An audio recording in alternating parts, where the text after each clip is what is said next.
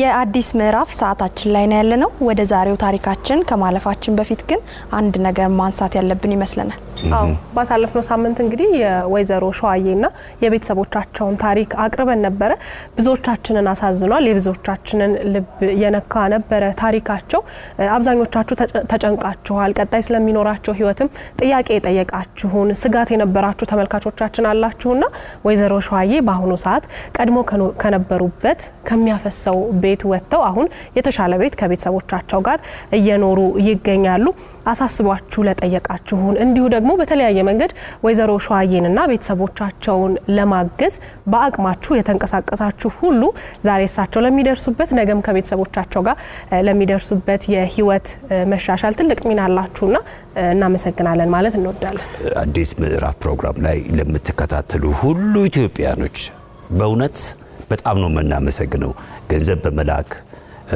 የተጎዱ ሰዎችን ደሞ በመጠቆም ወይዘሮ ሸዋዬ እንደሚታወቀው ሁለት የአይምሮ እድገት ውስንነት ያለባቸው ልጆች አሉ ቢሆንም ግን ልጆቹ ህክምና አግኝተው ያለባቸው ችግርም ይሄ ነው ተብሎ የተወሰነ ነገር የለም ምክንያቱም ወደ ህክምና ለመውሰድ ወጪ የሚጠይቅ ነበርና አሁን ግን እኛ ያስተላለፍነውን ጥሪ ተቀብለው ስጦታ የስነ አይምሮ ማዕከል የልጆቹ ያለባቸውን ችግር ከመለየት እስከ መንከባከብና እስከሚያስፈልጋቸው ድረስ እገዛ ለማድረግ ቃል ገብተውልናል እጅግ በጣም እነሱንም ማመስገን እንፈልጋለን በጣም እናመሰግናለን አሁንም የናንተ አስተዋጽኦ የናንተ ከኛ ጋር የምትገናኙት ግንኙነት እንዲቀጥል በዚሁ አጋጣሚ እናሳስባለን በድጋሚ ደግመን በፕሮግራሙ ስም ሁላችሁንም ውድ የኢትዮጵያ ልጆች እናመሰግናለን መልካም አሁን ደግሞ የዛሬውን ታሪክ ተከታትለን እንመለስ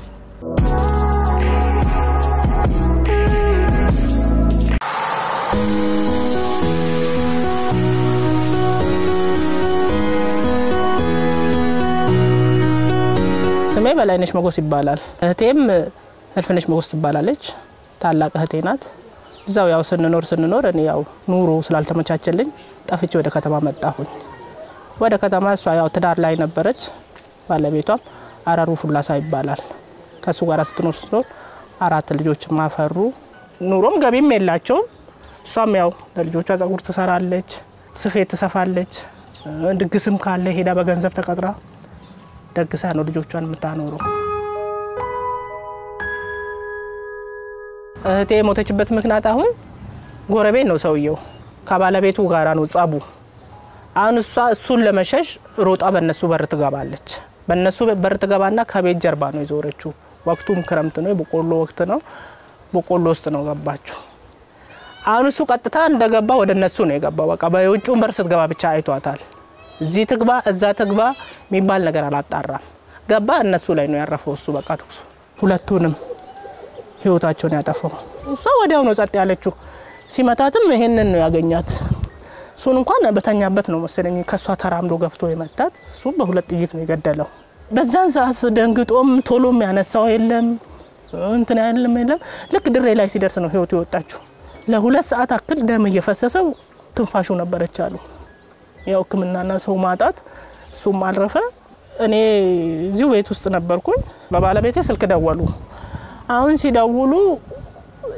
እሱ ተንቀጠቀጠ እንግዲህ ለኔ መንገርም ከብዶት ነው መሰለኝ አሁን ምንድነው ስለው አይ ከገጠር ነው የተደወለው አለኝ ታዲያ ምንድነው አልኩት አይ ምንም አይደለም አለኝ አሁንም አላማ አቋረጥ ይሄ ስልክ ተደጋገመ ሲደጋገም ምንድነው ፈለጋ ንገረኝ ምንድነው እሱ የተፈጠረው ስለው አይ እልፍነሽ ከሰው ጋር ተጣልታ ነው መሰለኝ ተመታለች አሉ አለኝ እሷ ሰውናት ነካላ ራሷ ሰው ቤት ነው ሰርታ የምትኖረው ማን ነው የሚመታት አረ እንኳን በዱላ በጥፊም አይመቷትም እሷን ማርኩኝ እኔ እንጃ ግን ኢዘናት እየመጣን ነው ብለውኛል አለኝ ወዴት ወደ ሆስፒታል እንግዲህ ካቅም በላይ ቢሆን ወደ ህክምና አለ ያው በጣም ብትጎዳ ነው ብዬ ተነስቼ በቃ እሺ ና እንሂድ አልኩኝ እሱም ከርቀት እየተከተለኝ እኔ ቶሎ ሄድኩኝ ሲሄድ ሆስፒታል ምንም ነገር የለም ድንገተኛ ክፍልም ገባው እዛ ያሉትንም ጠየቁ አረ ምንም የገባ ነገር የለም ምንም የመጣ ነገር የለም ከገጠር እንደዚህ ሰው ተመቶ ተቆርጦ አልመጣም ስል ምንም የለም አሉ አሁን ተመልሼ በር ላይ ቁጭ አልኩኝና ተነስቼ ሳፍሬም ቢሄድ መንገድ ላይ ያልፉኝ ይሆናል ምን አደርጋለሁ ብዬ ቁጭ አልኩኝ አሁን እሱ አልቀርብ ብሎ እንደዚህ ሩቆኝ ቁጭ ብሏል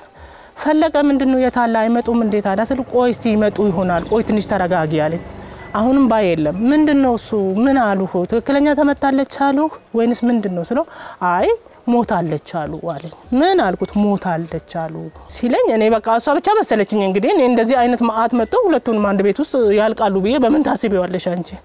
አሁን ከዛ ታዲያ መጀመሪያውንም ለምን እንደዚህ ብለህ አትነግረኝም ከምታንከራትተኝ ብዬ ስለው አይ ምን ላርግ ትደነግጫለሽ ብዬ ነው አለ። ከዛ ሬሳ ይዘን እየመጣን ነው ፖሊስ ጣቢያ ጠብቂን ቀበሌ 14 አሉ። ተነስቼ ቀበሌ 14 ሄድኩኝ። ቀበሌ 14 ሲሄድ አስከሬኑን በዚህ ወደዚህ ነው ያስገቡት። ከምሽቱ ወደ 1 ሰዓት ሆኗል። አስከሬኑን ጭኖልኝ ማስጫኛ እንኳን የለኝም በዛን ሰዓት ነሱ ተባብረውኝ ነው ወደ ናዝሪት ጫኑልኝ። ናዝሪት ሄዳ ስትታይ የ6 ወር ነፍሰ ጡር ነች። እሷ ለማደር እንኳን አትችልም ብሎኝ ነው የተቀበረችው።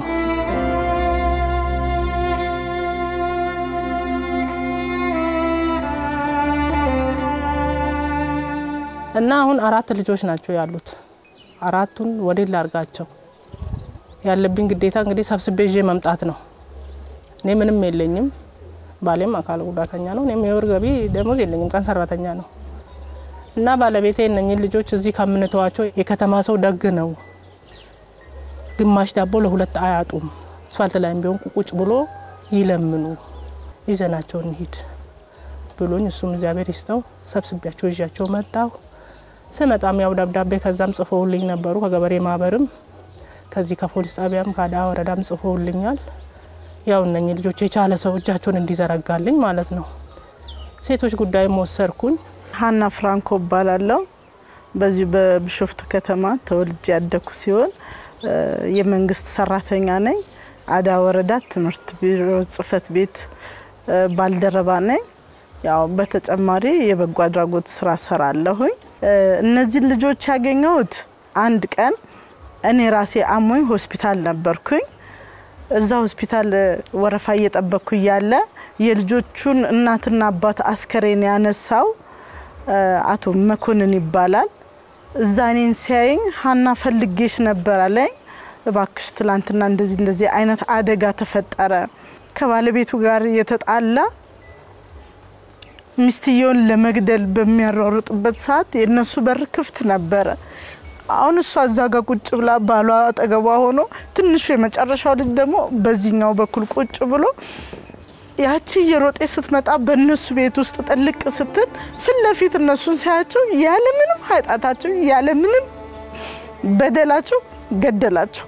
ያንን ሲሆን ልጅ ህፃኑ ልጅ ላያቸው ላይ ተኝቶ ይጫወት ነበር። ምንም ችግሩን ማአቅም ነበር፣ ያለቅስ ነበር ላያቸው ላይ ሆኖና እንደዚህ አይነት ነገር ተከሰተ። 4 ወንዶች ልጆች ጥለው ነው ያረፉትና ምን ይሻላል ሀና ብሎ ሲጠይቀኝ በቃ እኔ ጭራሽ አሞኝ ነበር። የባሰ አመመኝ። በእውነት ነው የምላችሁ በጣም አመመኝ። ሲስተር ዘቢደርን አገኘዋል። ሲስተር ዘቢደር እንደዚህ አይነት ነገር ተከስቷል፣ እባክሽ እናቴ እርጅኝ ስላት ጊዜ ሀንዬ ነገውኑ መጣለውና ልጆቹን ከናክስታቸው ይዘሽልኝ ነይ አለች። እሺ አልኩኝና ቀበሌ 1 ጽፈት ቤት አላት መጣች። ዶነሯን ይዛ መጣች። ልጆቹን አየቻቸው። እሷም ወዲያውኑ ነው ያዘነችውና ያለቀሰችው። እነዚህ ልጆች በቃ ወስጄ ላሳድጋቸው ስትል አክስትየው አይ ከሚበታተኑብኝ አንድ ላይ በቀን አንዴም እያጎረስኳቸው ላሳድጋቸው በሚል ያንን መልእክት አስተላለፈችና በቃ ከዛሬ ጀምሮ 320 ብር ለ4ቱም እሰጣለሁ አለች። ከ2008 እስከ ዛሬ ድረስ 320 ብር እየተሰጣቸው ነው።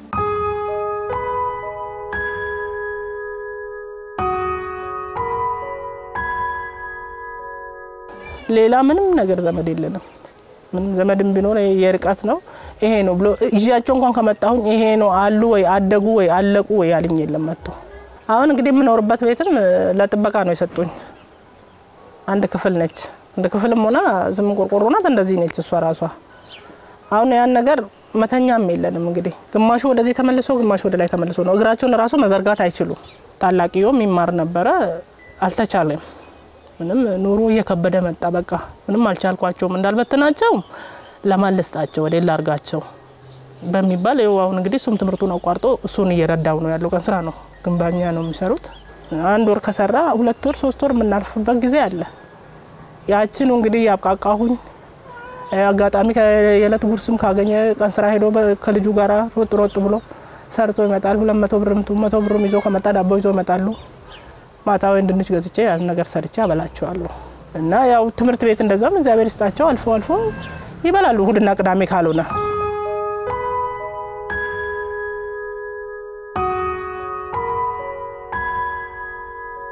የ4 አመት ልጅ የነበረው ተመስገን በጣም ነው ያስቸገረኝ ትልልቆቹ እንኳን ይሻሉኛል በጣም በቃ ለሊትና ቀን ማልቀስ ነው ይሄ ነው ብሎ ችግሩን አይገልጽ ያ ነው አይል ሰጣይቁ መልስ አይሰጥሽ እንደውም የኔ ትንሹ ልጅ ሲጠይቀው ነው ምን ሆነ ነው ተመስገን ስለው እናቴ ናፍቃይ ነው እናቴ ናፈቀችኝ አለኝ እኮ ይለኛል መጥቶ ልጁ ማለት ነው የኔ ልጅ እኔ እናትህ አይደለሁም እለዋለሁ እኔም እኮ እናትህ ነኝ አንድ ቀን ትመጣ ይሆናል ቆይታ ትመጣለች አንተ ትልቅ ስትሆን እለዋለሁ ግን ውስጡ ከውስጡ ልትወጣለች ስላልቻለች ሁሌ ለቅሶ ነው እኔም በሆነ አቅሜና ባሻም ይሁን እንጀራም ይሁን ለብስም ይሁን አጥቤ ለነኚህ ልጆች መቼስ አንድ ዳቦ ለሁለት አላጣላቸው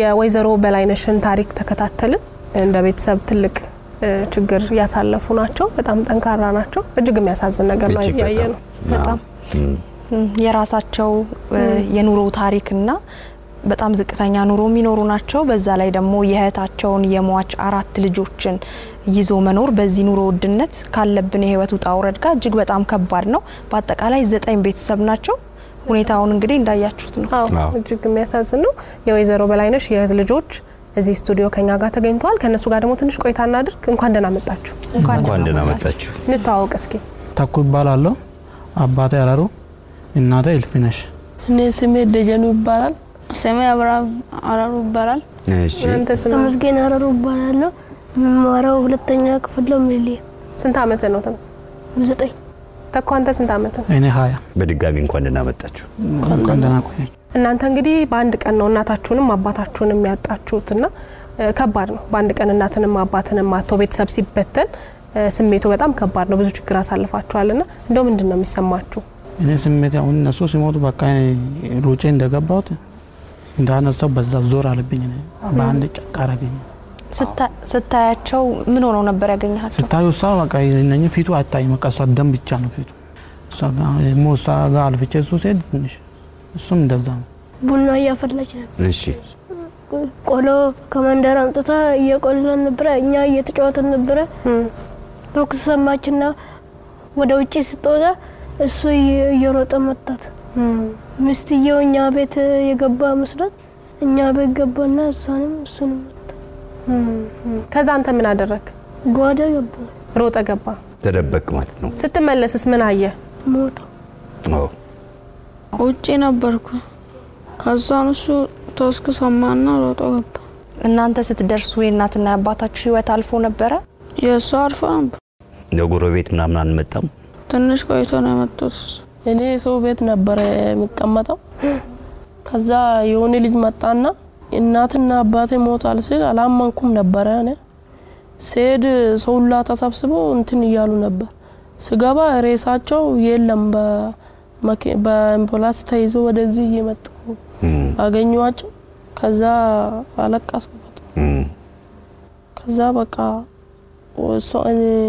እነዚህ ወደዚህ ዘመጣቸው እኔ ዛቁት እንደው ከዛ በፊት እናትና አባታችሁን ከማጣታችሁ በፊት እንደ ቤተሰብ ምን አይነት ነበር ኑሯችሁ እንዴት ነበር የምትኖሩት ምንም መልንመኛ በቃ እሷ የሰው እንትን ነው መስራ ጻጎር ምናምን ሰርታ ነው የምታወራ አባታችን የሰው እንትን ነው እርሻ ነው የሚያርሻው አው በሱ ነው እንትን እንደው እናታችሁ ምን አይነት እናት ነበረች ከማለፏ በፊት አባታችሁስ እንዴት ነበር የሚንከባከባችሁ ከሰው ቤት ቆሎ አምጥቶ አባታችን ከሰው ላይ ጤም ምናምን ተቀብለው በሱ ነው የሚያኖረን ማለት እናታችንም ያው ጻጎር ሲሰራ ብር ምናምን አፈልገም እሷ በቃ ሽምብራሙን ጤፍሙን ከሱ ላይ ከሰዎቹ ላይ እንትን ትልና በሱ ነው የምታሳድገን በቃ እነሱ ከመንደር ቤት ነው ያመጡ ያበሉ መሰድ አሁን እንግዲህ ከእናትና ከአባታችሁ ህልፈት በኋላ ካክስታችሁ ጋር እየኖራችሁ ያላችሁት እንዴት ነው በምን አይነት ሁኔታ ነው እየኖራችሁ ያላችሁት እኛ ምንኖርም 9 ሰው ነው ቤቱ 9 ሰው የሞ አርካ ጎዳሊ ነው ያክስት ባለቤት ከዛ እኔም ትምህርት አራተኛ ክፍል ነው እሱን ትዬ ከሱ ጋር እየሰራሁ ነው ያለሁት ምንድነው የምትሰሩት ይሄን ዋናው አርጋ ሲቢንቶ እሱን የምሰራው ወንድሞችስ ይማራሉ እነሱ ይማራሉ ሌላ በምን አይነት መንገድ እየረዳችኋችሁ ትገኛላችሁ እንዳገም በቃ የኛው ያገኘን እንሰራን እነሱን እናሳድጉኝም ቢናት ዳምኑስ ቢናታስ እንቀማጣለን የሚገኝም አይደን እንሰራለን እሱ ከሱ ጋር ነው የሚሰራው አናጽን ነው የሚሰራው ክስታችን ደግሞ ያው ልብስ ምናምን አጥባ እንትንም ተሰራና በቃ ታባላናለች ታሳድገናለች እናንተስ ከትምርታችሁ ውጪ የምታግዟት ነገር አለ ምንድነውስ በጣም የሚቸግራችሁ ነገር ቦርሳ ደፍተር እስክሪብቶ የትምርት ቤት ቁሳቁስ አሳዳጊ አክስታቸውን ደግሞ ወደዚህ እንጋብዛለን በላይነሽ ወደዚህ ትምጣ እንኳን ደህና መጣሽ እንኳን ደህና መጣሽ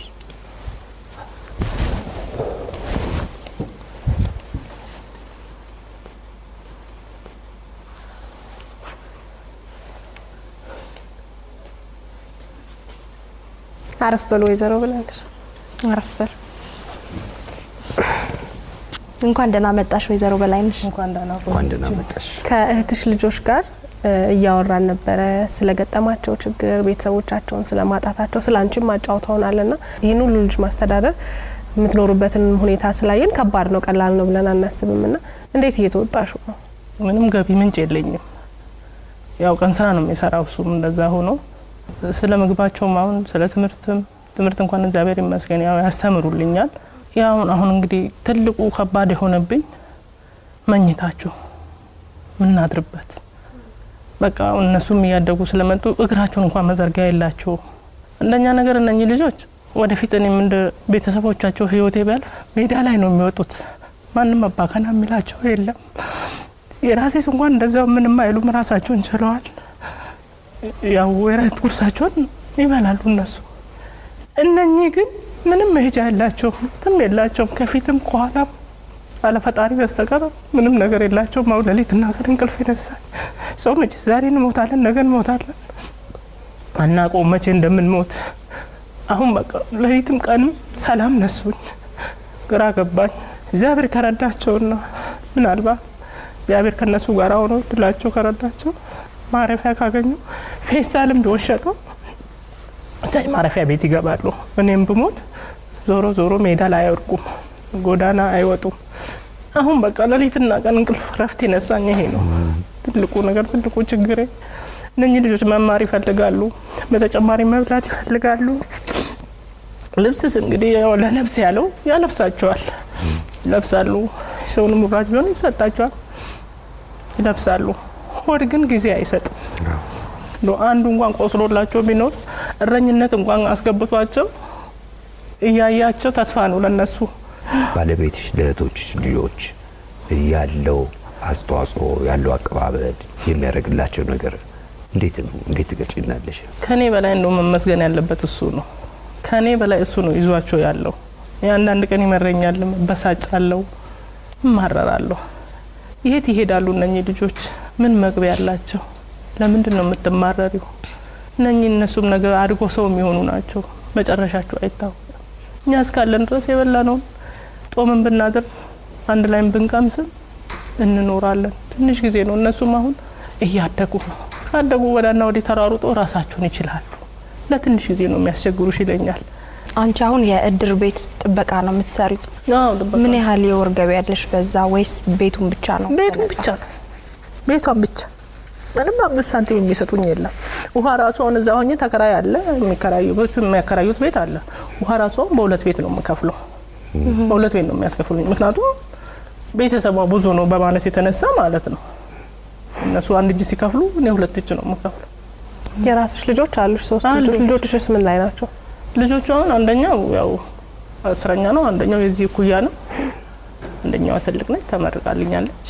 ያው ስራ አላገኘችም እንጂ እንደ እናት እነዚህ ልጆች ስለተንከባከብሻቸው አንቺም ክብር ይገባሻል። እንዳልሹ ደግሞ እነዚህ ልጆች ነገ የት እንደሚደርሱ አናውቅምና የተሻለ ቦታ ደርሰው ምናልባት አንቺንም የተሻለ ቦታ የሚያደርሱ ልጆች ይሆናሉ። አዎ እግዚአብሔር እድሜና ጤና ከሰጠን ዋናው እሱ። እንደው ምን ትመኝላቸዋለሽ? ምን ላይ ደርሰው ማየት ትፈልጊያለሽ? ተምሮ ብቻ እኔ ትልቅ ደረጃ እንዲደርሱልኝ ነው የምፈልገው። እውነቴን ነው የምልሽ። ተምሮ በቃ እኔ እንጃ ብቻ እኔ ይሄ ነው ብዬ በቃል ልገልጽ አልችልም። ዛሬ እንደው እንደ በብር እንኳን እንደው ሰው ለምኖ የሚገዛ ቢሆን ትምርቱ ገዝቼላቸው እንዲከፍ ባደርጋቸው በጣም ልናደንቅሽ እንፈልጋለን። ለዛሬ ወደ አዘጋጀንላችሁ ስጦታዎች ደግሞ እናልፋለን። 9 ቤተሰብ ይዛችሁ የምትኖሩበት በጣም አስቸጋሪ በሆነ ቤት ውስጥ ነው። ይሄንን ችግራችሁን እንግዲህ ለቢሾፍቱ ከተማ አስተዳደር 05 ጨለለቃ ቀበሌ 200 ካሬ የሚሆን ግቢ ያለው መሬት በስጦታ መልክ አበርክቶላችኋል። ለዚህም እንግዲህ የተባበሩንን የቀበሌው ምክትል ሊቀመንበር ነጌሶ ዱጉማን እናመሰግናለን። እንዲሁም ደግሞ እንግዲህ ትምህርት ስላቋረጠ የኢቢኤስ ቴሌቪዥን የትምህርት ቤቶችን ሊሸፍን ቃል ገብቶልሻል። ካብ ነው ማመስገነው። እግዚአብሔር ይስጥልኝ። ሌላው ደግሞ እድሜ ይስጥልኝ። የልብስ ማጠቢያ ማሽን አሁንም የኢቢኤስ ቴሌቪዥን አበርክቶልሻል። ሌላ በተጨማሪ ደግሞ የዳቦ መጋገሪያ ማሽን እንዲሁም ደግሞ ለመነሻ እንዲሆንሽ በግቢሽ ስራ ፈጥረሽ እንድትሰሪ የ1 ኩንታል ፍርኖ ዱቄት የኢቢኤስ ቴሌቪዥን አበርክቶልሻል። በጣም እግዚአብሔር ይስጥልኝ። እግዚአብሔር ይስጥልኝ። ጤና ይስጥልኝ። እኔ መቼስ በቃላት አልገልጸውም። እግዚአብሔር ይስጥልኝ። መድኃኒዓለም ይስጥልኝ። ፈጣሪ ይስጣችሁ። ኑሩልኝ። ሺህ ዓመት ኑሩልኝ። እግዚአብሔር ይስጥልኝ። በጣም ነው የማመሰግነው። አሜን። እግዚአብሔር ይስጥልኝ። አሜን። ጠንካራ ልጆች ናቸው። በደንብ ያግዙሻል። ስራ ፈጥራችሁ እንግዲህ ራሳችሁን የምትችሉበትን ለሌሎች የምትተርፉበትን ነገር እንመኝላችኋለን። አዎ ጠንካራ ሁኑ፣ ጎብዙ፣ ትምህርትን አቁማል ተከታተል። እንግዲህ ጎበዙ። እኔ ደስ ብሎኛል። መሬቱንም የልብስ ማጠባውን ዱቄቱንም ስላገኘን በጣም ደስ ብሎኛል። ትምህርቴን በስርዓት እማራለሁ። ጎበዝ ተማሪ ሆን። እሺ ቅድም እንደዚህ ብሎ ነበር የሚያወራና አሁን ከሽልማቱ በኋላ እንዲበለም በእርግጠኝነት ነገ የተሻለ ህይወት ላይ እናገኛቸዋለን ብለን ተስፋ እናደርጋለን። በርቱ፣ ጠንክሩ። አክስታችሁንም እያገዛችሁ ትምህርታችሁንም ጎን ለጎን እየተማራችሁ ነገ የተሻለ ቀን ነው። የተሻለ ቦታ ላይ ደግሞ በድጋሚ እንገናኛለን። በሚገባ በጥሩ ነው እንገናኘው። እሺ በጣም እናመሰግናለን። እግዚአብሔር ይስጥልኝ። የአዲስ ምዕራፍ ፕሮግራማችን ይህን ይመስል ነበር። ከቀሪው እሁድን በኢቢኤስ ፕሮግራሞች ጋር መልካም ቆይታ ይሁንላችሁ። እንኳን ደስ ያለሽ። እግዚአብሔር ከእናንተ ጋር